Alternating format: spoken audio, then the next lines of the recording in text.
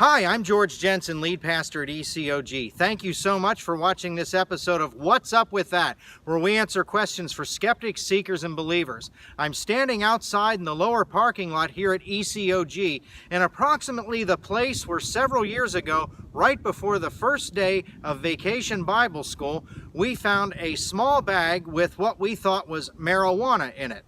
Now, we looked at this bag and we weren't 100% sure what was in it. We thought it might be marijuana. We're still not sure to this day because we just threw the thing out. But this brings up a very interesting question, a million-dollar question that Christians have been asking for some time now. And that is this: is it permissible for a true Christian believer to use marijuana recreationally? That is, to smoke it recreationally. Yes or no? That's the question. Now, years ago, the answer to that question was simply, well, no, it's not permissible because it's against the law.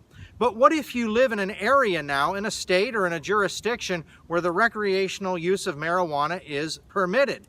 Is it permissible in that case for the Christian believer to recreationally use marijuana? Yes or no?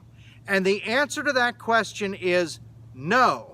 Certainly, you must be asking by now, what's up with that?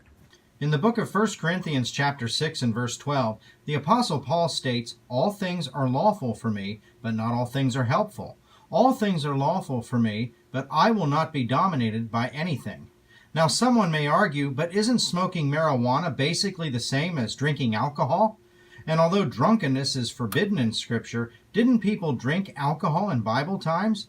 Isn't drinking alcohol moderately without getting intoxicated permissible according to Scripture?